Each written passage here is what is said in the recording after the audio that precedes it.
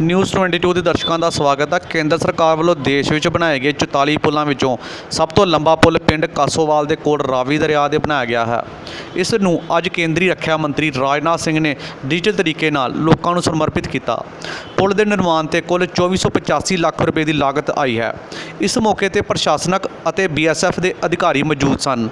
ਇਸ ਪੁਲ ਦੇ ਬਣਨ ਨਾਲ ਜਿੱਥੇ ਇਲਾਕੇ ਦੇ ਕਿਸਾਨਾਂ ਨੂੰ ਫਾਇਦਾ ਹੋਵੇਗਾ, ਉੱਥੇ ਹੀ BSF ਜਵਾਨਾਂ ਨੂੰ ਵੀ ਸਰਹੱਦ ਤੇ ਡਿਊਟੀ ਦੇਣ ਵਿੱਚ परेशानी नहीं आएगी। देखो न्यूज़ 22 की रिपोर्ट।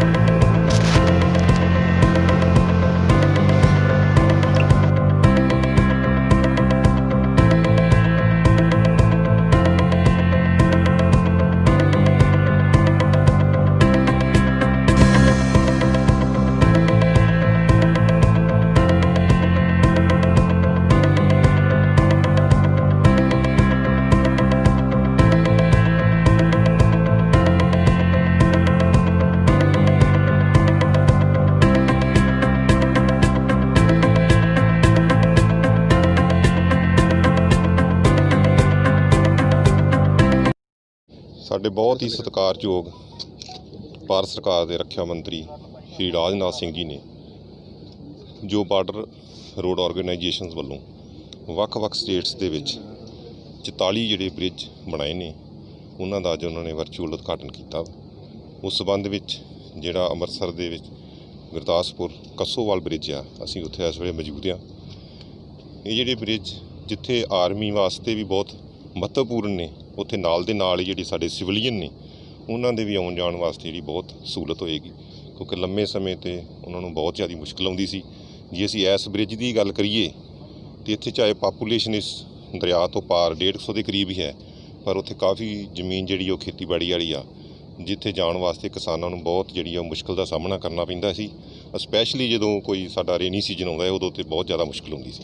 ਇਸ ਬ੍ਰਿਜ ਦੇ ਨਾਲ ਉਹਨਾਂ ਨੂੰ ਜਿਹੜਾ ਬਹੁਤ ਜ਼ਿਆਦਾ ਫਾਇਦਾ ਹੋਊਗਾ, ਉਹ ਆਪਣੀਆਂ ਫਸਲਾਂ ਆਪਣੀਆਂ ਜ਼ਮੀਨਾਂ ਦੀ ਦੇਖਭਾਲ कर सकते हैं तो उन्होंने जी आमदनी च भी जो चोखा वाधा होना। जहाँ तक इस ब्रिज का सवाल है, आपको ऐतिहासिक रूप से पता है कि यहाँ पर 2 बार 1965 और 1971 में लड़ाई हुई।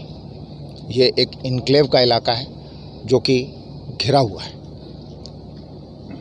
इस इनक्लेव में संपर्क बहुत ही महत्वपूर्ण था और इसके लिए ऐतिहासिक रूप से अगर देखा जाए तो यहाँ पर एक पंटून ब्रिज बनता था जो कि बारिश में निकाल दिया जाता था, क्योंकि उसमें वज़न लेने की क्षमता कम थी। इसीलिए इस ब्रिज का निर्माण हुआ। जहाँ तक टेक्निकल स्पेसिफिकेशन में जाएँ, आपका सवाल था, सबसे लंबा ब्रिज 484 मीटर, जो आज 44 ब्रिज समर्पित किए गए हैं, उनमें से हमारे किसानों के लिए, किसान भाइयों के लिए बहुत उपलब्धियाँ हैं। इसमें कई हज़ार एकड़ की ज़मीन 35 स्क्वायर किलोमीटर के इनक्लेव में उस उपजाऊ ज़मीन का फ़ायदा नहीं उठा सकते थे, फ़ायदा उठाएंगे, जैसे कमिश्नर साहब ने भी बताया। साथ साथ में हमारे सैनिकों के लिए, हमारी सेना के लिए, उनके लाइन ऑफ कम्युनिकेशन, उनकी साजो सामग्री, उनका सामान के लिए ये बहुत इम्पोर्टेंट है। जहाँ तक टाइम का सवाल आया, DG साहब ने बताया, आपने सुना कि इसमें बहुत सारी चुनौतियों का सामना करना पड़ा।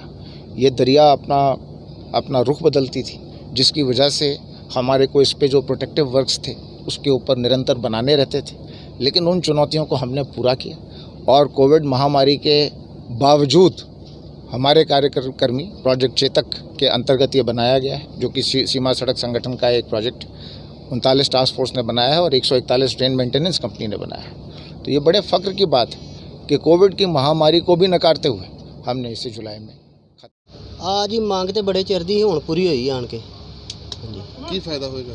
फायदा जी हम बहुत ज़्यादा फायदा। पहलों ही सीधे लंघ जे पुल, दूजे फट्टियां वाले पुल ने कभी टुट जाता है, कभी जो बड़ा नुकसान होता है। साडा फसल नहीं साडी लंघदी।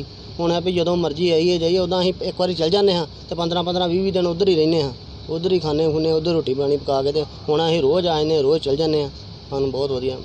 जो पानी भर जाता है उदों की मुश्किल आती है, क्योंकि उदों बेड़ी भी चलनी औखी हो जाती, पुल भी चक्या जाता सी। बहुत ज़्यादा खियाई होंदी सी सानूं। असीं उधर भी रहिंदे ने बड़े दिन, इधर भी साडे कोल जाया नहीं जाता रहा। हाँ जी, असीं तो बस महीना किस वेले उधर भी रहंदे रहे हैं, कदे इधरों भी नहीं जाया जाना। भाजी सरकार ने बहुत वधिया कीता है, बहुत सोहना कीता है साडे किसानां वास्ते। हाँ जी, अजे होर भी मजदूर जो भी आ वो भी दिहाड़ी लाउण तो बड़े अवैचार हुंदे सी पहलां, जदों पुल नहीं सी हुंदा। ਤੇ ਹੁਣ ਸਰਕਾਰ ਦੀ ਬਹੁਤ ਮਿਹਰਬਾਨੀ ਆ ਵੀ ਜ਼ਿਮੀਂਦਾਰਾਂ ਤੇ ਮਜ਼ਦੂਰਾਂ ਨੂੰ ਇਹ ਪੁਲ ਤਿਆਰ ਕਰਕੇ ਦਿੱਤਾ ਵਾ। ਕਿੰਨਾ ਕੋ ਪਰੇਸ਼ਾਨੀ ਉਠਾਣੀ ਪੈਂਦੀ ਸੀ ਜਦੋਂ ਪੁਲ ਨਹੀਂ ਸੀ ਹੁੰਦਾ ਫਿਰ ਕਿਸ ਤਰ੍ਹਾਂ ਦੀ ਪਰੇਸ਼ਾਨੀ? ਸਰ ਬੜੀ ਪਰੇਸ਼ਾਨੀਆਂ ਬਹੁਤ ਹੀ ਇਹਨਾਂ ਲੋਕਾਂ ਨੇ ਬਹੁਤ ਪਰੇਸ਼ਾਨੀਆਂ ਸੀ ਹਾਂਜੀ। ਤੇ ਸਰਕਾਰ ਨੇ ਚਲੋ ਅੱਗੇ ਵੀ ਸਰਕਾਰਾਂ ਵੈਸੇ ਕਹਿੰਦੀਆਂ ਰਹੀਆਂ, ਹੁਣ ਸਰਕਾਰਾਂ ਨੇ ਕਰਕੇ ਦਿਖਾਇਆ ਵਾ, ਬਹੁਤ ਵਧੀਆ ਉਪਰਾਲਾ ਕੀਤਾ ਜੀ। ਤੇ ਇਹ ਆ ਵੀ ਮਤਲਬ ਕਿਸਾਨਾਂ ਦੀ ਤੇ ਮਜ਼ਦੂਰਾਂ ਦੀ ਮਤਲਬ ਇਹ ਕਸ਼ਟ ਘਟਾਇਆ ਗਿਆ ਵਾ। ਹੁਣ ਕਿੰਨੀ ਕੁ ਜ਼ਮੀਨ ਪਾਰ ਪੈਂਦੀ ਹੋਏਗੀ ਅਨੁਮਾਨ ਲਗਾਇਆ ਇਹ ਜਾਵੇ? ਸਰ ਕੋਈ 4000 ਏਕੜ ਤੋਂ ਵੱਧ ਹੀ ਜ਼ਮੀਨ ਹੋਏਗੀ। ਕੀ ਨਾਮ ਵੀਰ ਜੀ ਆਪਣਾ? ਬਲਜੀਤ ਸਿੰਘ ਸਰ। ਬਲਜੀਤ ਸਿੰਘ ਜੀ, ਇਹ ਜਿਹੜਾ ਅੱਜ ਪੁਲ ਨਵਾਂ ਬਣ ਕੇ ਤਿਆਰ ਹੋਇਆ, ਕਦੋਂ ਦੀ ਇਹ ਲੋਕਾਂ ਦੀ ਮੰਗ ਸੀ ਤੇ ਕਿੰਨਾ ਕੁ ਫਾਇਦਾ ਪਹੁੰਚੂਗਾ ਲੋਕਾਂ ਨੂੰ? ਸਰ ਮੰਗ ਤੇ ਬਹੁਤ ਸਮੇਂ ਦੀ ਪਹਿਲਾਂ ਦੀ ਤੇ ਬੜਾ ਵਧੀਆ ਦਾ ਕੰਮ ਮੰਨ ਲਓ ਫਾਇਦਾ ਇਹਦਾ। ਉੱਦਾਂ ਮੰਨ ਲਓ ਕਿ ਆਪਾਂ ਢੋਲਾਂ ਨਾਲ ਪੁਲਿਸ ਲੰਘ ਕੇ ਜਾਂਦੇ ਸੀ ਤੇ ਕਮੈਨ ਲੰਘਾਉਣ ਲੱਗਾ ਬੜੀ ਮੁਸ਼ਕਲ ਆਉਂਦੀ ਤੇ ਹੁਣ ਵਧੀਆ ਪੱਕਾ ਪੁਲ ਵੱਜ ਗਿਆ ਤੇ ਇਹਦੇ ਨਾਲ ਬਹੁਤ ਤਗੜਾ ਫਾਇਦਾ ਵਧੀਆ ਹੋਇਆ ਤੇ ਬੜਾ ਵਧੀਆ ਮੰਨ ਲਓ ਵਧੀਆ ਚੀਜ਼ ਬਣੀ ਹੈ, ਬੜੇ ਚਿਰ ਦੀ ਮੰਗ ਸੀ।